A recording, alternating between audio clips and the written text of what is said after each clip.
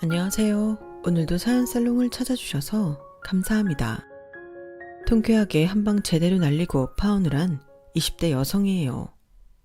파혼한 게 뭔 자랑이라고 이렇게 신났냐고 하시겠지만 파혼 과정을 들어보시면 이해가 되실 거예요. 저는 남들과는 조금 다른 환경에서 자랐어요. 제게는 저를 낳아주신 부모님과 저를 키워주신 아빠가 있어요. 저희 아빠는 저를 만나기 이전까지 주먹질로 먹고 사셨어요. 소위 말하는 깡패였죠. 사채업을 하면서 사람들도 참 많이 괴롭히셨어요. 그렇게 육아와는 전혀 상관없을 것 같은 인생을 살던 아빠와 제가 만나게 된 건 그놈의 돈 때문이었어요. 저를 낳아주신 친모는 술과 도박에 빠져 살던 남편을 견디다 못해 집을 뛰쳐나가셨어요. 6살밖에 안 된 딸까지 버리고 말이죠. 결국 친부 혼자 저를 키우게 되는데 키웠다기보다는 방임을 했다는 게 맞는 말일 거예요. 그러다 사채를 빌려 도박을 했고 그 돈을 갚지 못해서 사채업자한테 시달리게 된 거죠. 하루가 멀다 하고 저희 집에 찾아오는 무서운 손님은 그래도 저한테는 해코지를 하지 않았어요. 오히려 과자나 빵도 던져주고 가곤 했죠. 제 친부를 밀고 집안 살림을 부수고 가는 걸 빼면 저한테는 친부보다 더 나은 사람들이었어요. 그렇게 1년 가까이 친부는 그 사람들한테 시달렸고 그러던 어느 날 당시 7살이던 저만 혼자 집에 버려둔 채 집을 나가고 말았어요. 사흘이 넘도록 집안에 방치돼 있던 저는 집에 있던 빵조거리와 라면 부스러기로 연명하다가 굶주림에 지쳐 쓰러졌어요. 그런 저를 발견하고 병원에 데려간 사람은 평소 제 친부를 괴롭히던 사채업자 대장이었어요. 바로 지금의 제 아빠요. 그동안 제대로 먹지 못해서 영양실조에 탈수까지 있던 저를 모른 척할 수 없었던 아빠는 퇴원 후 저를 아빠 집으로 데려갔어요. 일단 몸에 좋은 음식을 많이 먹어야 한다는 건 알았지만 요리도 할 줄 모르고 애들을 어떻게 키워야 하는지도 몰랐던 아빠는 매일같이 무작정 저를 사무실로 데리고 나갔어요. 거기서 저는 깡패 삼촌들과 함께 아빠의 단골 식당 밥을 먹었고 씻고 입는 건 다방 레지 언니들이 맡아 해주었어요. 어머 오빠, 이 귀여운 꼬맹이는 누구야? 오빠 딸이야? 이게 미친나. 딸은 무슨 딸? 담보다 담보.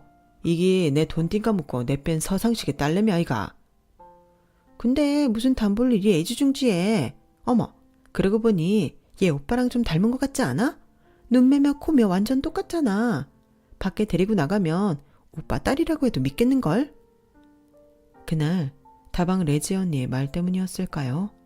아빠도 저도 서로의 얼굴을 보며 왠지 모르게 친밀감을 느꼈던 것 같아요. 그리고 불과 한두 달 사이 많은 것이 변했어요. 저를 두고 돈 받아내기 위한 담보라고 말하던 아빠가 언제부턴가 사람들한테 저를 딸내미라고 말하게 되었으니까요. 그렇게 된 데는 이유가 있었어요.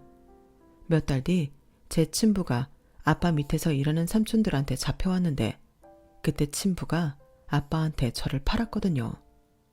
정확히는 친부가 저를 키울 생각이 없으니 시설에 버리든 마음대로 하라고 말하자 그 말을 들은 아빠가 친부의 빚을 탕감해주는 대신 평생 제 앞에 나타나지 말라고 했어요. 그리고는 저를 딸로 키우기 시작한 거죠. 돈 장사하는 사람이 그렇게 밑지는 거래를 하다니 말도 안 되는 일이었죠.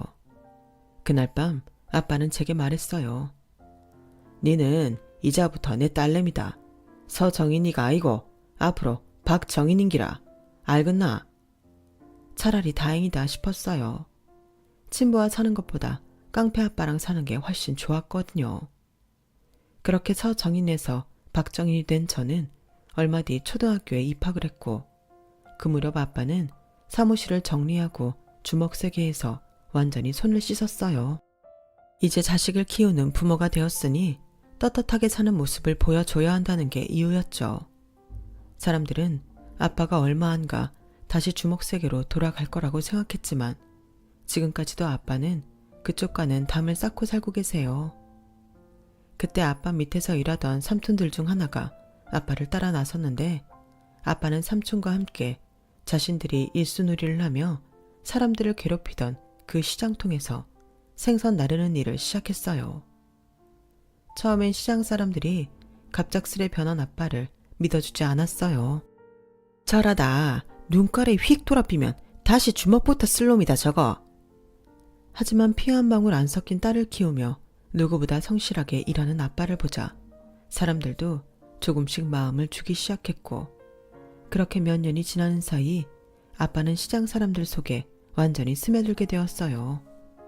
그 무렵 시장 사람들이 단체로 사기를 당하는 사건이 발생했는데, 그때 시장 사람들을 위해 발벗고 나서는 아빠를 보고는 사람들도 완전히 마음을 열게 되었죠.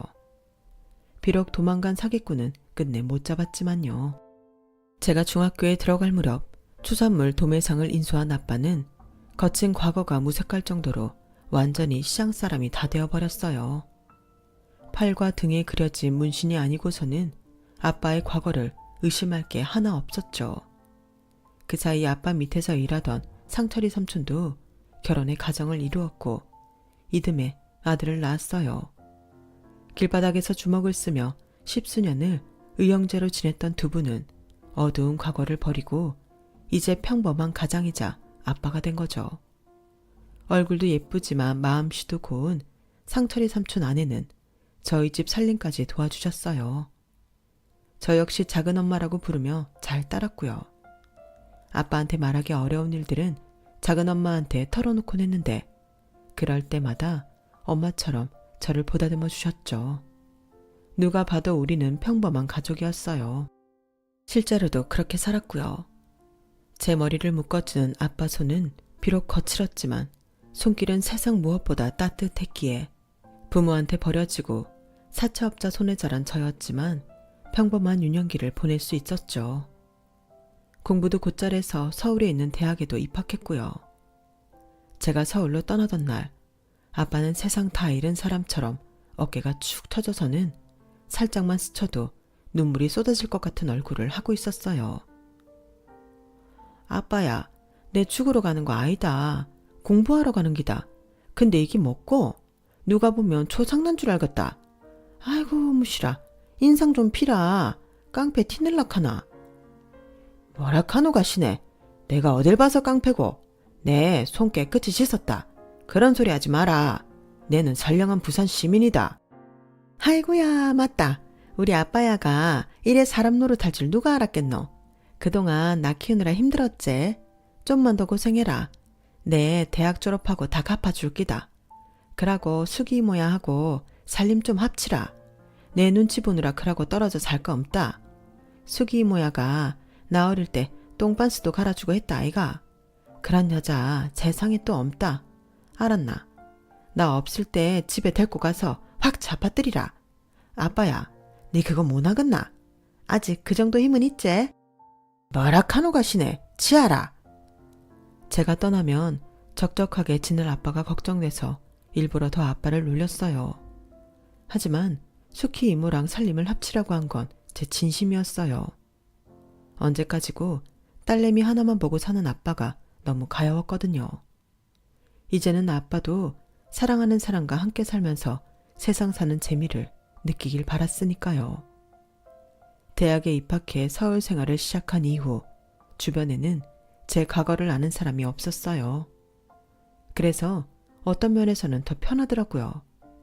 과거를 지우고 싶었던 건 아니었지만 적어도 과거로부터 자유로워질 수는 있었으니까요.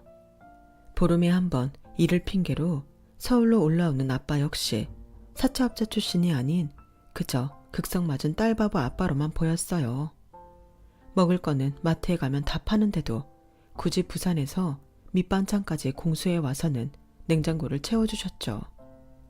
냉장고에 반찬이 남아있으면 밥 제대로 안 먹느냐고 화를 내고 반찬을 다 먹어치우면 모자라면 말을 하지 왜 말 안 했냐고 삐지고 이래도 걱정 저래도 걱정인 아빠가 때때로 귀찮기도 했지만요. 딸내미한테 그만 치대고 제발 수키 이모랑 결혼 좀 해라. 와, 수키 이모가 아빠야 싫다드나. 같이 못 살겠다 카드나. 내가 이모야한테 한마디 해줄까? 됐다. 안 그래도 같이 살자 카드라. 니 정말 괴한겠나? 네가 싫다카모 아빠는 같이 안 살란다. 미친나. 아빠야가 그럴 처지가. 같이 살아준다카며 대가리 팍 숙이고 꼬랑지도 팔랑팔랑 흔들고 해야 맞는 기다. 내 보기엔 수키 이모야가 좀 아깝제. 튕기지 말고 있을 때 잘해라. 알겠나? 전문 시절 깡패와 다방 레지로 만났던 두 사람은 10수년이 흐른 뒤에야 부부가 되었어요. 아빠라는 인생에 저라는 변수가 없었다면 조금 더 일찍 두 분이 합치지 않았을까 하는 생각이 들더군요. 그런데도 수키 이모는 오히려 저한테 고맙다고 하더라고요. 제가 아니었다면 아직도 저희 아빠는 주먹질이나 하며 사람들 손가락질 받고 살았을 거라고요. 그 말을 들으니 그래도 제가 아빠 인생에 조금이나마 도움이 된 것 같아서 뿌듯했어요. 아빠의 결혼 이후 저는 조금씩 아빠와 거리를 두기 시작했어요. 딸내미 방학했는데 와 안 내려오노? 아빠야 어쩌지? 내 이번에 부산 못 간다. 지도교수님 도와가 일해야 한다. 공짜 아이고 돈 받고 하는 기다. 딸내미 이번에도 못 내려오나? 아빠가 갈까? 미안타. 취업 준비해야 안 하나? 아빠야도 올라올 거 없다. 와도 내 얼굴 못 본다. 수키 이모야는 잘 있제? 임신했다 카던데 맞나? 아빠야는 기술도 좋다. 그 나이에 아도 보고 그동안 왜 참고 살았노? 가시네가 못하는 말이 없다. 그러고 이 아빠야가 원래 좀 한다. 니도 알제? 아빠야 힘 좋은 거. 박상만이 아직 안 죽었다. 제가 부산을 떠나 서울에서 지내는 동안 수키 이모는 임신을 했고 그해 겨울 아들을 낳았어요. 아빠는 45세야 비로소 진짜 자식을 보게 되었죠. 그제야 아빠도 번듯한 인생을 살게 된 것 같아 기쁘면서도 한편으로는 가슴이 시렸어요. 아빠한테 진짜 가족이 생겼으니까요. 이제는 내가 아빠 곁에서 떠나야 할 시간이 된 것 같았거든요. 그래서 더 악착같이 서울에 남아 홀로 서기를 준비했어요. 이런저런 핑계를 대가며 아빠가 집에 오는 것도 못하게 했고요. 그러다 보니 조금씩 혼자 지내는 게 익숙해지더군요. 대학을 졸업하고 취직을 한 후로는 일 때문에 바빠서 명절이나 부산을 찾아가곤 했어요. 갈 때마다 부쩍부쩍 자라있는 동생을 보니 시간이 참 빨리 흐른다는 생각이 들곤 했죠. 제가 쓰던 방은 여전히 그대로 있는데 왠지 제가 있을 공간이 없는 것처럼 느껴졌어요. 제가 없는 사이 집안 곳곳에는 수키 이모와 동생의 흔적들이 가득 차 있었거든요. 이제 아빠한테 필요한 건 내가 아니라 이 두 사람이란 생각에 서글펐어요. 그래서 저도 제 짝을 찾아 빨리 가정을 이뤄야겠다는 생각을 했던 것 같아요. 그래서 업무로 바쁜 와중에도 소개팅도 하고 주변에서 주선하는 자리는 마다 않고 나가곤 했죠. 하지만 인연을 찾기란 쉽지 않더라고요. 그러다 진짜 짝을 만난 건 의외의 장소에서였어요. 바로 우리 집이었죠. 하루는 퇴근에 돌아와 보니 천장에서 물이 떨어져서 주방 근처가 엉망이 됐더라고요. 그래서 주인집에 연락했더니 다음날 집주인 아들이 찾아온 거예요. 위층에서 욕실 물을 틀어놓고 외출을 하는 바람에 그렇게 됐다며 바로 수리를 해주겠다고 하더군요. 그러면서 공사를 해야 하니 한동안 집을 비워달라고 했어요. 제가 있을 곳을 따로 마련해준다고 하면서요. 그 일로 자주 만나게 되고 연락을 주고받는 사이 서로에게 호감을 느끼게 되었고 공사가 끝날 쯤엔 많이 가까워졌어요. 그리고는 사귀게 되었죠. 인연이 있으면 이렇게도 연결이 되는구나 싶더군요. 남자는 부모님 대신 건물 관리를 하며 1층에서 카페를 하고 있었어요. 원래 직업은 사진작가인데 친구와 함께 운영하던 스튜디오가 엎어지면서 임시로 카페를 하고 있다고 하더군요. 건물주의 외동 아들이니 먹고 사는 건 문제가 아니었죠. 하루하루 살아남기 위해 발발거리는 저와는 달리 자신이 하고 싶은 걸 하면서 여유롭게 사는 모습이 부러웠어요. 이 남자랑 연애를 하는 동안 살면서 가보지 못했던 곳과 해보지 못했던 것들을 참 많이 할 수 있었어요. 남자는 부모 사랑을 많이 받고 자라 사람을 대하는데 거리감이 없었죠.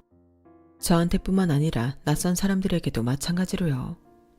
그래서 만나는 동안 조바심을 내게 되었어요. 이 사람은 내가 아닌 누구와도 잘 지낼 수 있을 것 같았거든요. 하지만 나는 이 사람이 아니면 안 되니까 그게 속상하면서도 사람을 비굴하게 만들더라고요. 특히 제가 더 조급함을 느꼈던 건 남자의 태도 때문이었어요. 저도 그렇고 그 사람도 그렇고 홍기가 찬 나이임에도 남자는 결혼이 남일인 것처럼 행동했거든요. 결혼을 꼭 해야 하나? 좋으면 그냥 같이 살면 되지. 뭐하러 서로에 묶여서 살아? 외국에서는 결혼보다는 동거를 하는 사람들이 더 많다잖아. 우리나라에서도 그런 사람들 꽤 있다던데. 자기는 어떻게 생각해? 난 그래도 기왕이면 결혼을 하는 게 좋다고 생각해. 그래야 서로 간의 믿음도 더 생기고 안정된 가정을 꾸릴 수 있지. 에이, 그런 게 어딨어. 결혼 안 한다고 믿음이 안 생기나? 자기는 나 못 믿어? 솔직히 믿음이 안 갔어요. 언제 헤어지자고 할지 모른다는 두려움이 있었으니까요. 혹시 자기가 살아온 환경 때문에 그러는 거 아니야?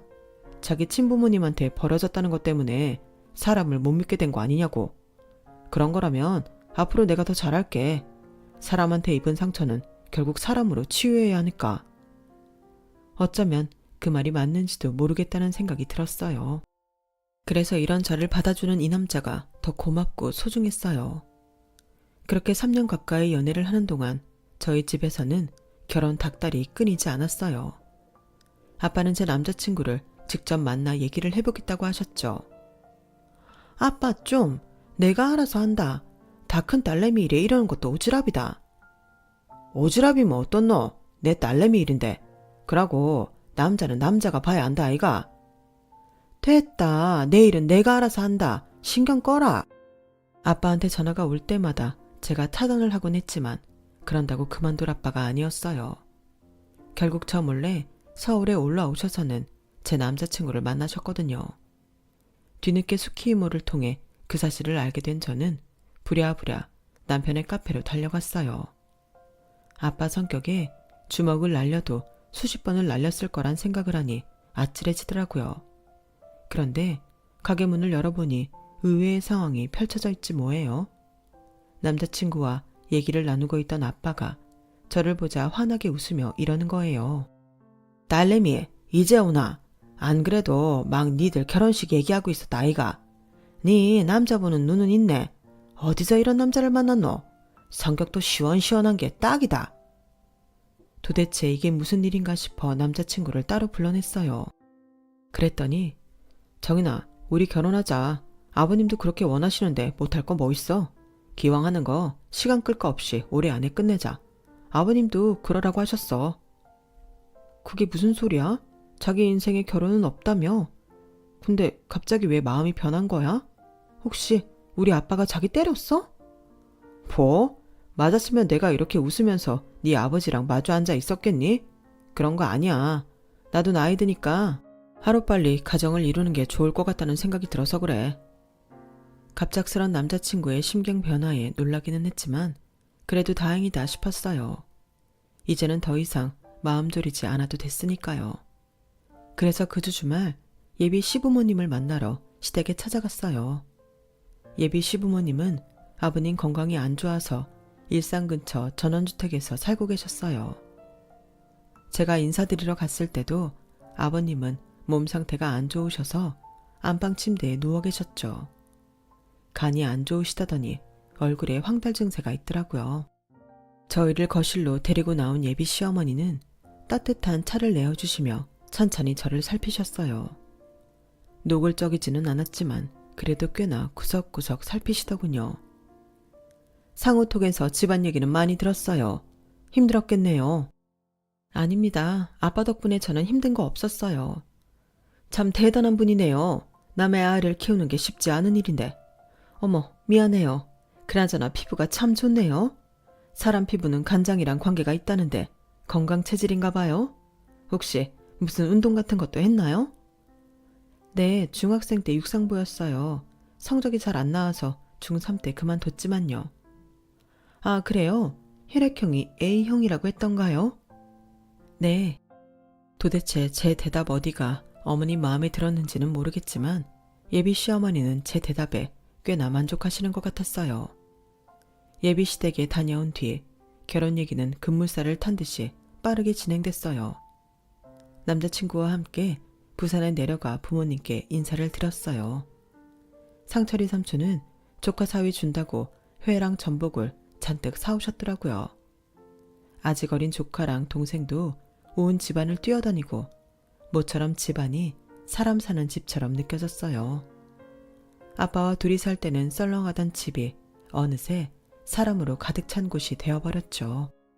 부산에 다녀온 이후 예비 시어머니는 자주 저를 불러 점심도 사주시고 주말엔 백화점에 데리고 가서 구두며 귀걸이도 사주셨어요. 내가 딸이 없어서 이런 걸 얼마나 해보고 싶었나 몰라. 고부간에 서로 흉보고 사는 사람들도 있지만 난 내 며느리랑 모녀처럼 지내고 싶어. 정인이 생각은 어떠니? 네, 저도 그러고 싶어요. 엄마가 없어서 저도 이런 거 해본 적 없거든요. 어머님 덕분에 저도 오늘 소원 풀었어요. 어머, 넌 어쩜 말도 이렇게 예쁘게 하니? 전생에 우리가 인연은 인연이었나 보다. 만난 지 얼마 안 됐는데 이렇게 마음에 쏙 드는 걸 보면 말이야. 그냥 앞으로는 엄마라고 불러. 요즘은 시어머니를 엄마로 부르는 며느리들도 많더라. 며느리도 자식인데 못할 거 뭐 있니? 어머님의 말에 나도 모르게 눈가가 붉어졌어요. 내 인생에 엄마는 없을 거라 생각했으니까요. 물론 수키 이모가 엄마처럼 저를 보살펴 주셨지만 그래도 단 한 번도 엄마라고 불러본 적이 없었거든요. 그런데 시어머니는 왠지 엄마라고 불러도 될 것 같았어요. 나도 이제 온전한 가정을 이루고 살게 됐구나 생각하니 가슴이 벅차오르더군요. 하지만 세상 모든 일에는 대가가 따르는 법이잖아요. 부모 자식 간에도 그런데 하물며 피 한 방울 안 섞인 남남끼리는 더더욱 그렇죠. 그날도 예비 시어머니의 호출을 받고 시내에 위치한 유명 한정식 집으로 갔어요. 통유리창 너머로 잘 꾸며진 정원이 보이는 한옥 스타일의 한정식 집이었죠. 거기서 어머님은 제일 비싼 코스로 시켜주셨어요. 고기도 먹어본 놈이 먹는다고? 이런 것도 먹어봐야 음식 솜씨도 늘고 세팅할 때 실력 발휘도 할 수 있단다. 앞으로 엄마가 이런 데 많이 데려와 줄게. 감사합니다, 어머님. 얘는 어머님이 뭐니? 엄마라고 부르라니까. 너 자꾸 그러면 거리감 느껴진단 말이야. 아직은 나 뜨거워서 엄마라는 말이 잘 나오지 않았어요. 반면에 어머님은 너무도 자연스럽게 저를 우리 딸이라고 부르셨죠. 딸, 엄마가 부탁이 하나 있는데 들어줄 수 있어? 어렵다면 어렵고 쉽다면 쉬운 일이야. 말씀하세요. 제가 해드릴 수 있는 거라면 다 할게요. 그러자 예비 시어머니는 기다렸다는 듯이 얘기를 꺼냈어요. 너도 알다시피 네 시아버지가 몸이 안 좋잖니? 병원에서는 이제 이식밖에는 길이 없다고 하는구나. 내 생각 같아선 내 간이라도 떼어주고 싶지만 나이가 있어서 그건 안 된다고 하고 우리 상우한테 시키자니 한창 일해야 하는 애인데 못할 짓 하는 것 같지 뭐니. 그래서 말인데 너 결혼하면 어차피 일 그만둘 거잖니? 네? 일을 그만두다뇨. 저 회사 계속 다닐 생각인데요. 어머 얘, 그게 무슨 소리니? 우리가 집이 없니 돈이 없니? 나 내 며느리 돈 벌어오라고 밖에다 굴릴 생각 없어. 그렇다고 집안일 하라는 건 아니다. 집안일이야 도움이 쓰면 되니까 넌 그저 이 엄마랑 백화점 쇼핑도 하고 전시회도 다니고 브런치도 먹으면서 우아하게 살면 돼. 엄마는 그래서 우리 정인이가 하루빨리 우리 집에 시집 오길 바란 건데 넌 아닌가 보구나. 서운한 표정을 지으시는 어머님을 보니 제가 못할 짓을 한 건가 싶더라고요. 그런데 그 순간 어머님이 제 손을 꼭 잡으시며 그러시는 거예요. 정인아, 엄마가 이런 말 하게 돼서 미안한데 우리 정인이가 시아버지한테 간 좀 떼어주면 어떨까? 많이도 아니고 조금이야. 이식수술 후에도 너 생활하는데 전혀 지장 없을 정도니까 걱정 안 해도 돼. 정인아, 네가 그렇게만 해준다면 내가 정말 더 바랄 게 없다. 니들 결혼할 때 혼수? 그딴 거 하나 필요 없어. 엄마가 다 사줄게. 너 나중에 애 낳아도 엄마가 다 키워줄 거고 네가 원한다면 명품 백이고 옷이고 다 사줄게.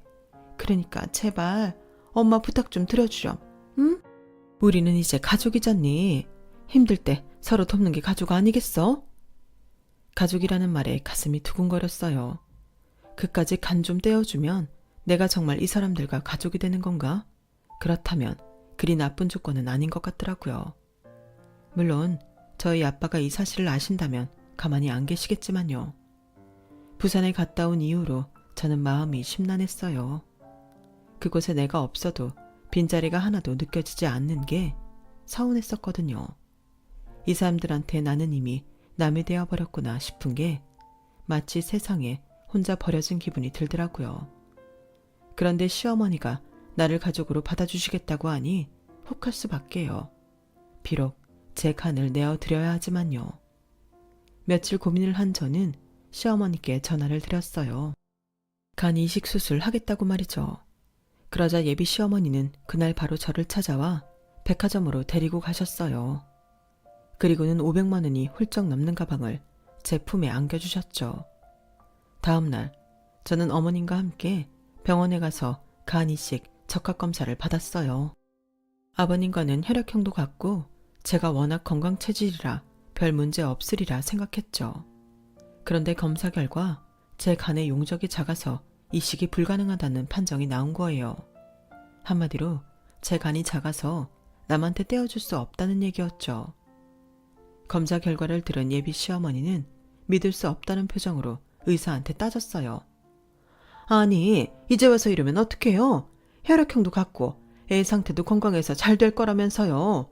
용적 문제야. 의사 실력으로 해결할 일이지. 그런다고 이식을 못 해준다는 게 말이 되냐고요? 지금까지 어머님이 단 한 번도 화를 내는 모습을 본 적이 없던 저로서는 그런 어머님이 낯설게 느껴졌어요. 그런데 그건 시작에 불과했던 거예요. 간 이식이 불가하다는 판정을 받은 이후 어머님은 지금까지 내가 알던 사람이 맞나 싶을 정도로 변하셨거든요.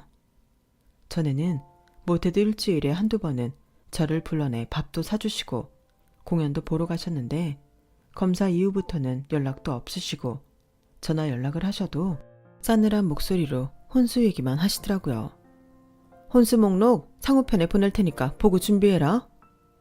어머님, 상우씨 바쁠 텐데 제가 받으러 갈까요? 간 김에 어머님이랑 점심도 같이 하고요. 전에 자주 가시던 한정식집 어떠세요? 예, 넌 정신이 있는 애니 없는 애니? 지금 네 시아버지가 간이식 못 받아서 자리 보전하고 있는 판에 뭐? 너랑 밖에서 점심을 먹어? 아무리 네 부모 아니라고 어쩜 이렇게 무신경할 수가 있니? 너 솔직히 말해. 간 이식 해준다고 했던 것도 다 쇼였지? 어차피 이식 못하는 거 알고 일부러 그런 거 아니냐고? 어머님, 그런 거 아니에요. 저 정말 모르는 일이었어요. 정말이에요. 믿어주세요. 아, 머리야. 어떻게 여자를 데려와도 천하에 쓸모없는 저런 걸 데려왔나 몰라. 예, 난 너랑 길게 말하고 싶지 않으니까 전화 끊자. 사람의 마음이 그렇게 쉽게 변하는지는 그때 처음 알았어요. 아니, 어쩌면 처음부터 어머님께 저는 며느리감이 아니라 강기증 공여자일 뿐이었는지도 모르겠네요. 그런데 변한 건 어머님뿐만이 아니었어요.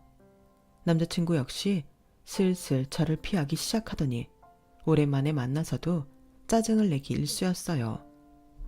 아, 뭐 이렇게 해야 될 게 많아. 이러면서까지 꼭 결혼해야 하는 거야? 이 정도 준비하는 게 뭐가 힘들다고 그래. 그리고 준비는 자기가 했어? 내가 다 했지. 그러니까 인상 좀 펴. 나 솔직히 이 결혼하는 게 맞는 건지 판단이 안 서. 너도 알잖아. 나 비혼주의자였던 거. 넌 이런 내가 결혼해서 잘 살 수 있을까? 얼마 전까지만 해도 자기가 더 들떠서 결혼 타령을 하던 사람이 하루아침에 확 바뀐 거예요. 본인은 아니라고 하지만 제 생각엔 아무래도 제가 간 이식을 해드릴 수 없게 된 게 이유가 아닐까 생각됐어요. 결혼 날짜는 다가오는데 남자친구는 자꾸 뒷걸음질 치는 것 같고 예비 시어머니는 말도 안 되는 혼수를 요구하시며 저를 괴롭히기만 하셨죠. 이런 상황도 모르고 아빠는 좋은 횟감이 들어왔다며 예비 시댁까지 찾아가신 거예요. 그리고 그날 드디어 일이 터지고 말았죠. 딸내미, 아빠가 상철이 삼촌이랑 용식이 할배 모시고 결혼식 가는 길에 니네 시댁 좀 들릴락 한다. 좋은 횟감이 있어가 물건만 전해주고 갈락하니까네. 니가 전화 좀 넣어도 이서방한테 연락하니까네 전화를 안 받네. 시간 되모 같이 와가 묵으라. 이게 쉽게 만날 수 있는 횟감이 아니다. 올 거제? 아빠, 거길 와가는데 그러지 말고 차 돌리라. 그냥 가지 말라고. 아빠는 좋은 건 나눠 먹어야 한다며 기어코 예비 시댁으로 가셨어요. 상견례 전에 얼굴도 익힐 겸 해서 일부러 가신 거였죠. 뒤늦게 남자친구랑 연락이 된 저는 뒤따라 예비 시댁으로 향했어요.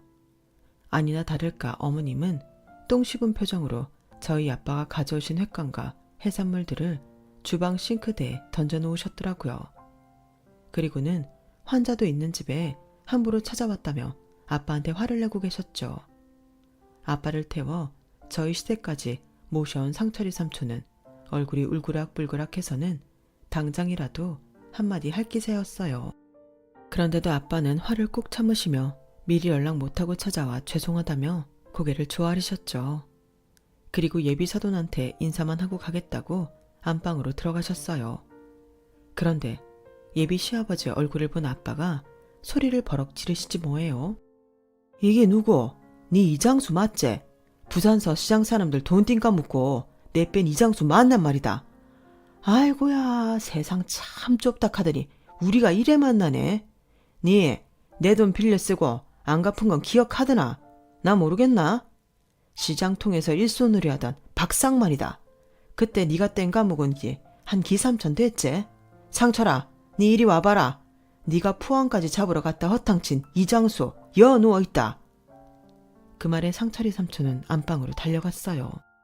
그리고는 잠시 뒤 입에서 육두문자가 쏟아져 나왔죠. 그러자 침대에 누워있던 아버님이 귀신이라도 본 사람처럼 벌벌 떨기 시작한 거예요. 아니, 이 사람들이 환자 앞에서 무슨 짓이야? 당장 안 나가? 예, 너 이리 와서 네 아빠 데리고 나가라.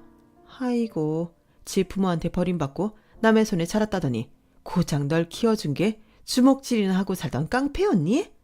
어째 애가 수준도 떨어지고 얼굴에 그늘이 져있다 했더니 이런 사람 손에 자라 그런 거였어. 이 결혼 없던 걸로 할 테니까 당신들 당장 내 집에서 나가.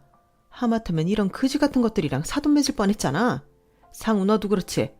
어디서 데려올 게 없어서 깡패 새끼 딸년을 데려왔니? 당장 내쫓아. 어머님, 무슨 말씀을 그렇게 하세요? 그 말 당장 사과하세요. 그지 같은 거라뇨. 깡패 새끼라뇨. 우리 아빠 비록 한때는 나쁜 짓도 많이 하고 사셨지만 지금은 손 씻고 열심히 살고 계세요. 그런데 왜 우리 아빠가 그런 소리를 들어야 해요? 사과하세요. 사과? 예, 깡패 새끼를 깡패 새끼라고 하는데 그게 사과할 일이니? 긴 말 필요 없으니까 당장 나가라고. 그러자 아빠는 삼촌한테 귓속말을 하고는 밖으로 내보냈어요. 그리고 짝다리를 짚으시곤 예비 시아버지를 내려다보셨어요. 잔뜩 겁에 질린 아버님은 식은땀까지 흘리시더군요.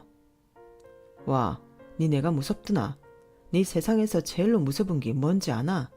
돈? 권력? 아니다. 바로 자식이다. 전과 3범에 천하의 개쓰레기 인생도 한순간에 바꿔놓은 게 바로 자식인기라. 네, 쟤 많이 짓고 살았다. 주먹 휘둘러가 돈도 많이 뺐고 피도 보고 사람들 눈물도 많이 뺐다 아이가. 그랬던 나 박상만이가 내 딸내미 한마디에 손 싹 씻고 생선 배달 시작했다. 거기까지 얘기를 하자 예비 시어머니가 볼멘 소리로 그러는 거예요.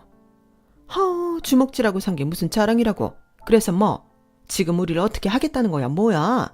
세상 편한 지가 언젠데 젊을 때 주먹질 좀 한 거 가지고 유세를 떨어?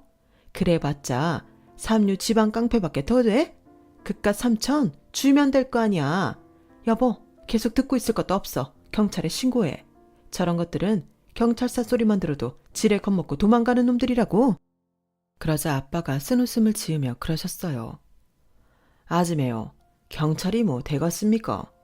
뭐 경찰을 부르든 특공대를 부르든 마음대로 하입시다. 네, 경찰 하나도 안 무섭습니다. 트럭으로 데리고 와도 눈 하나 깜빡 안 합니다.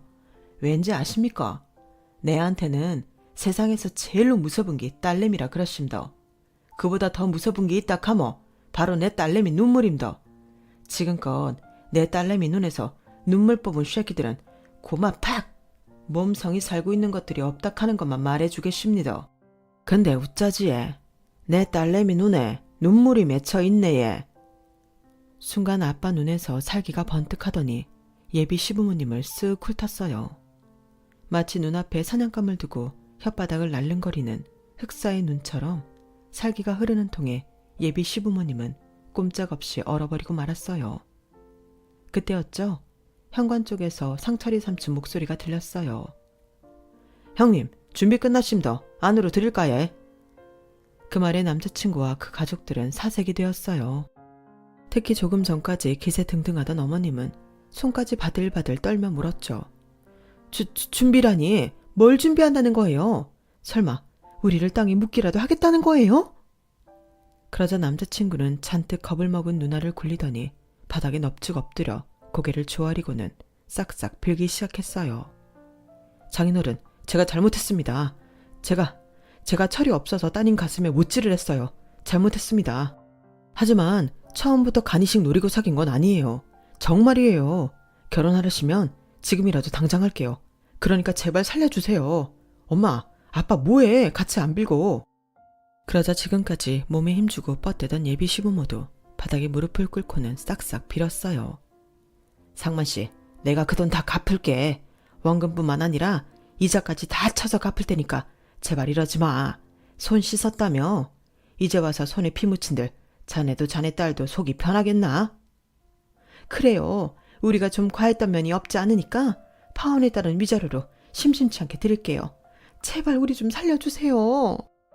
아마도 그 순간 예비 신랑과 그 부모님의 머릿속에는 조폭 영화의 잔인한 복수 장면이 떠올랐을 거예요. 문 밖에 준비되어 있다는 그 무엇이 자신들의 목숨줄을 잡고 있다는 걸 직감했던 거겠죠. 마치 최후의 발악을 하듯 그렇게 세 사람은 손이 발이 되게 싹싹 빌었어요. 그런데도 아빠는 눈썹 하나 까딱 않고 밖에 있는 삼촌한테 서늘한 목소리로 말했어요. 상철아, 들이라.